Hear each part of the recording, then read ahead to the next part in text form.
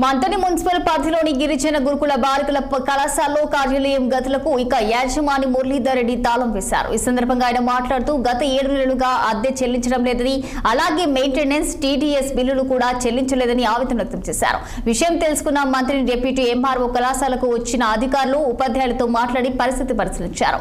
ఇంటి యాజమానికి రావాల్సిన బకాయిలు ఉన్నత అధికారులతో చర్చించి అద్దె చెల్లించే విధంగా చర్యలు తీసుకుంటామని భరోసా ఇచ్చారు।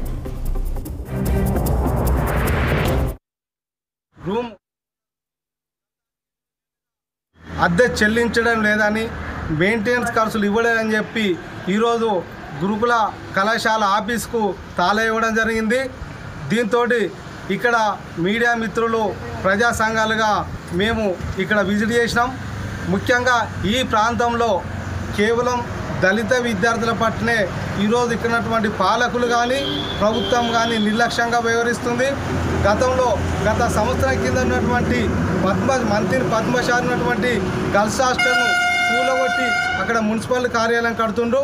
ఆ కూలగొట్టడంతో ఆ గర్ల్స్ హాస్టల్ ఈరోజు మూతపడ్డది, విద్యార్థులు లేని పరిస్థితి। అదేవిధంగా ఈ మధ్యకాలంలో ఎంఆర్ఓ కార్యాలయం తీసుకొచ్చి మన ఇంటిగ్రేటెడ్ హాస్టల్ పెట్టడం వల్ల అక్కడ దళిత పేద విద్యార్థులకు చాలా ఇబ్బందులు ఎదుర్కొంటారు। ఈ కారణంగా అక్కడ కూడా విద్యార్థులను తీసేటువంటి ప్రయత్నాలు జరుగుతున్నాయి। దీనిలో ఈరోజు గిరిజన కళాశాల ఓనరు గేటు మూసేయడంతో ఇక్కడ విద్యార్థులు, ఆఫీస్ సిబ్బంది తీవ్రమైన ఇబ్బంది ఎదుర్కొంటున్నారు। ఈరోజు రూమ్